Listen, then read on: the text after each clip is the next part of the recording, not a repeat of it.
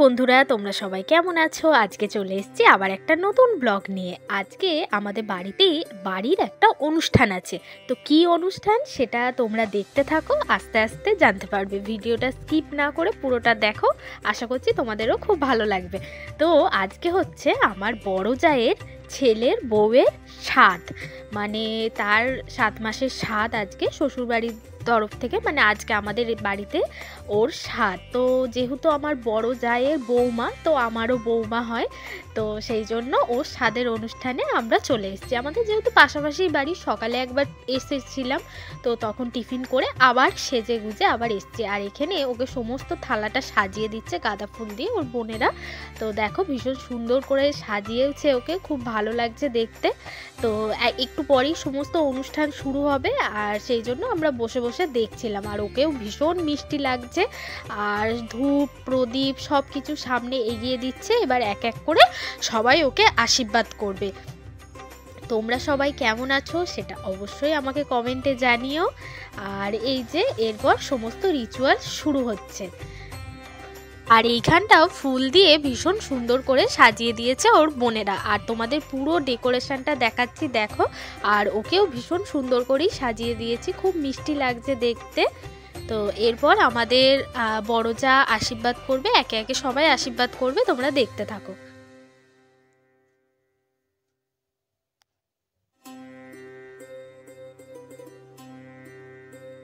আর আমি আমার বড় জায়ের এই বৌমাকে নতুন বউ বলে ডাকি। তো নতুন বউয়ের সাধে কিরাম সাজবো, অনেক দিন ধরেই আমরা এক্সাইটেড ছিলাম। আর আমরা কিন্তু বাড়ির মধ্যে সাত যা, মানে আমার সব থেকে আমি এখন ছোট বউ, তো আমার জায়েরা সবই আমার থেকে অনেক বড়। আর সেই জন্য না আমরা ভীষণ আনন্দ করি, খুব মজা করি। আমার সব জায়েরাও ছিল আমার পাশে, তো আমায় খালি হাসাচ্ছিল, আর এটা সেটা আমরা গল্প করছিলাম। তো অনেক দিন ধরে ওর স্বাদ নিয়ে আমরা এক্সাইটেড ছিলাম যে কীভাবে সাজবো, কিভাবে নিজেকে আরও ভালো লাগবে, তো এইসবই করছিলাম।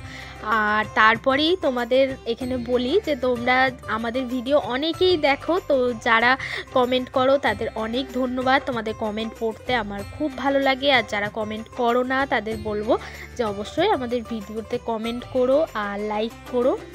আর আমাদের কিন্তু 1K হতে আর একটু দেরি, মানে আর কিছুজন হলেই আমাদের কিন্তু 1K হয়ে যাবে। তাই তোমরা ঝটপট চ্যানেলটাকে সাবস্ক্রাইব করো, আর যদি ফেসবুক থেকে দেখো অবশ্যই পেজটাকে ফলো করে দিও। আর এখানে অনেকেই স্বাদে পায়েস খাওয়ায়, কিন্তু আমাদের বাড়ির নিয়ম কিন্তু পায়েস খাওয়ানো নয়, এখানে চুষি পিঠে খাওয়ানো। চুষি পিঠে অনেকে পুলি পিঠে বলে, তো আমাদের কিন্তু সেইটাই। তো ওই পুলি পিঠে দিদি বানিয়েছে, তো সেইগুলোই আমরা সব দেখছিলাম যে কি কি রান্না করেছে, অনেক রকমই রান্না ছিল। তো এরপর ও আস্তে আস্তে খাচ্ছে, মানে যেহেতু অনেকটা বেলা হয়ে গেছে, তো সবাই বলছিল যে অনেক কেউ আশীর্বাদ করেছে, এরপর খাওয়া হোক। কিন্তু আজকে স্বাদের দিন, আজকে তো সবাই আশীর্বাদ করবেই, তো সেই জন্য সবাই আশীর্বাদ করছিল। আর তোমরা তো জানো এই শীতকালটা একদম ছোট দিনের বেলা, মানে সকাল শেষ হতে হতেই সন্ধে হয়ে যাচ্ছে। তো সেই জন্য অনেকটাই বেলাতেই বসেছিল, আর সকাল থেকেও কিছু খাইও নি। আর তারপরে আমার বড় ভাসুর ওকে আশীর্বাদ করছে।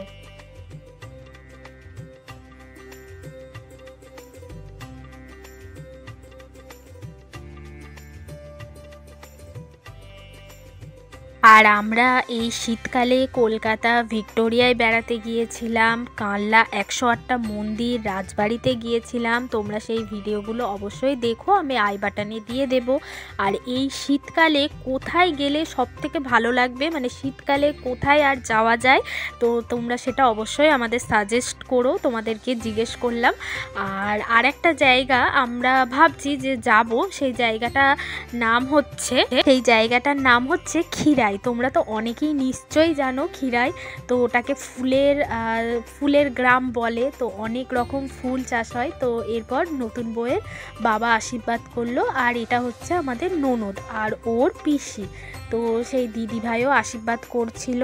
তো আমরা সবাই দিদিভাইয়ের সাথেও খুব গল্প করছি। দিদিভাইয়ের সাথে আমার প্রথমবার আলাপ হলো, তবে ভীষণ ভালো লেগেছে। আর তারপর দিদিভাইও তাই পুলি পিঠে খাওয়াচ্ছে। আর তারপর আমাদের সমস্ত ভিডিওগুলো তোমরা দেখো অবশ্যই, আমি সব আই বাটনে দিয়ে দেব। আর তোমরা সবাই ওকে অনেক অনেক আশীর্বাদ করো, অনেক ভালোবাসা দিও, যাতে ওর বাচ্চাটা সুস্থভাবে ভালোভাবে পৃথিবীর আলো দেখতে পারে। তারপর এখানে ওর কাকিমা শাশুড়ি মানে আমার আরেক যা ওকে আশীর্বাদ করছে, আর ওর সমস্ত ভাই বোনেরাও ছিল।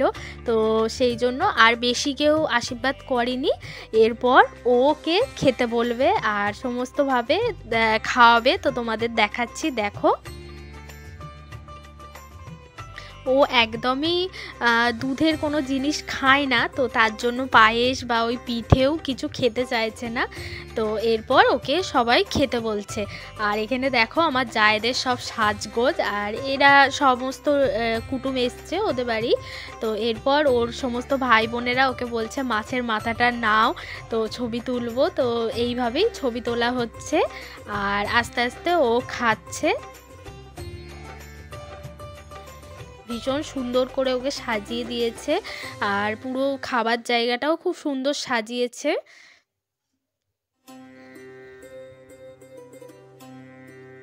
আর এরপর যেহেতু ঘরে অনেকক্ষণ ছিলাম, অনেকটা গ্যাঞ্জাম হয়ে গেছে, আর সব থেকে আমার এই বড় যা আর ডোডোও চলে এসছে। তো ওর সাথে আমি একটু হাসি মজা করছিলাম আর দেখছিলাম। তো এবার বলছিলাম যে একটু বাইরের দিকে যাব। তো বাইরের দিকে গিয়েও আমরা কিছু ছবি তুলেছি। আর তোমাদের জন্য শুধু এই বড় ভিডিওটাও নয়, অনেক শর্ট ভিডিও আসছে এই স্বাদের অনুষ্ঠানে, সেগুলো দেখতে থাকো। তার জন্য আমার চ্যানেলটাকে সাবস্ক্রাইব করতে হবে। তো এরপর ও আস্তে আস্তে খাওয়া শুরু করলো।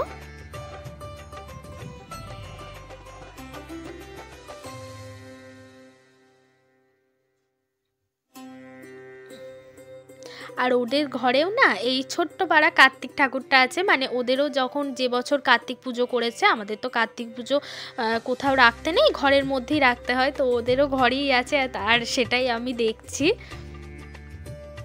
আর তারপরেই না ওদের পাশেই একটা বাগান মতো করেছে, মানে রাস্তার ধারেই গাঁদা গাছ বসিয়েছে অনেক। সেখানেই আমি আমার জায়েরা, ডলু, মিঠি সবাই গল্প করছি, খুব আনন্দ করছি। আর আমার এই ডলুকে তো দেখো, ওকে যতবার ওর মা সাজিয়েছে ততবার সাজটা ঘেঁটে ফেলেছে।